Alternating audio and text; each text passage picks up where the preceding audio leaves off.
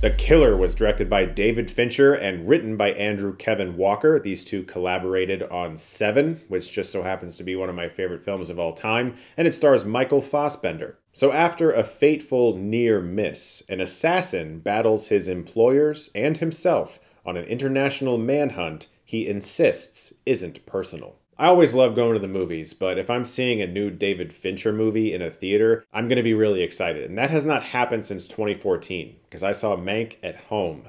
This is my first time seeing a new Fincher film in a theater since Gone Girl. And as a filmmaker, I've learned so much from him. I've studied his films over the years, and his incredible precision that many people have talked about forever. This movie is perfect for David Fincher. It's about someone who thrives on precision, is very patient, who will wait for a very long time to get the job done properly, but is constantly thrown obstacles his way that thwart his attempts at precision. If you know anything about David Fincher as a filmmaker, then you know a lot of those things transfer over to him as a director. Except for a constant narration, Michael Fassbender's character is not only nameless, but mostly silent. He has a few lines in the movie, but he does a lot of staring. Think Ryan Gosling in Drive. This guy goes to places, kills people, and then goes other places and kills people, and that's really what he does. And that's what most of the film is, and it will turn off some viewers, because at one point in the movie I realized that it really is just about watching him get the job done. For some people that's going to be boring, but I found it fairly investing. One of the things that Fincher does a lot in the movie is show a considerable amount of brand names. Amazon, Postmates, as well as things like sleeping medications. And it seemed to me that Fincher was in a way showing how easy it is for a killer to manipulate the system and use things that we all have access to murder people a lot. And how our reliance on the ease and simplicity of things that technology has given us could make it easier for somebody like Michael Fassbender's assassin to get to us. The film's morality is a little murky, and that will also challenge people. Michael Fassbender's assassin kills a lot of folks, and you know, there's people that you don't necessarily think are going to die that definitely die. And he often repeats this mantra to himself that involves saying, "Don't have any empathy."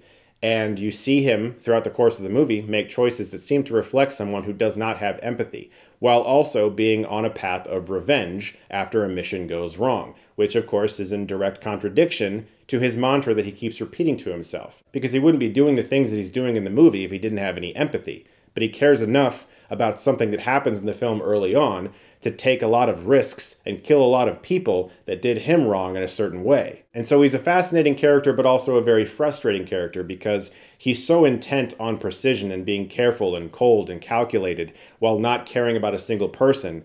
But it completely contradicts the entire mission that he's on, which is revenge, which you tend to only want if you have been emotionally wronged in some way. Now, you could view that as the film being in conflict with its main character, or being in opposition with its main character, or you could just view it as something the writer and director have overlooked, which I strongly think is not the case. I don't think Fincher and Walker are necessarily condoning the acts of this assassin, like many people were worried about with Todd Phillips and Joaquin Phoenix's Joker movie. But I think Fincher's seeming obsession with cynicism and nihilism is reflected here in a character that doesn't believe in anything or anyone, except for his home life that we briefly witness that has become threatened. And that is probably my biggest issue with the movie, is how briefly we witness his home life. The idea that something happens to someone he cares about, and that sets him on this path. We've seen this more times than I can even count. There's so many examples of movies where a guy gets a gun to take revenge because something happened. And sometimes it works really well. But the thing that's different about this movie is that it really does not take a lot of time to establish why he was emotionally wronged in some way. You just kind of get the sense that this has happened, and you see the results of something that went down. I won't get into spoilers. But a movie like, say, Death Sentence from James Wan starring Kevin Bacon takes a lot of time to set up this happy family, and you really do feel that violation of this character when it happens. And this movie does not attempt to do that. And so it asks you to watch a man ruthlessly kill a series of people in a very methodical way without knowing a whole lot of his motivations. This too will challenge audiences. I found it to be a risk that mostly paid off. To really hammer home how much of a risk this character is, this movie's idea of what has commonly become known as saving the cat in a screenplay, which is an act in which our hero is endeared to us by some form of goodwill. This movie's version of saving the cat is our assassin killing someone in a way so that their children won't wonder how it happened.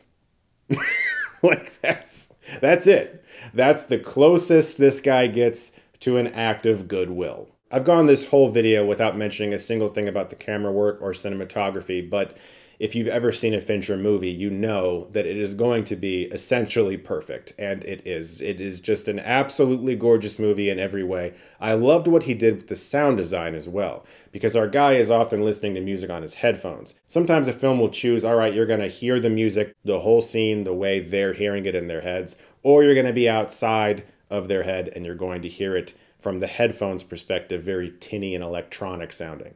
This movie doesn't do that. If you are in his POV, you hear the music in 7.1 surround sound. If you're outside of his POV and we're looking at him, now you're hearing it from the headphones. And every time the angle changes, you're getting that sound everywhere that the headphone is in placement in that room.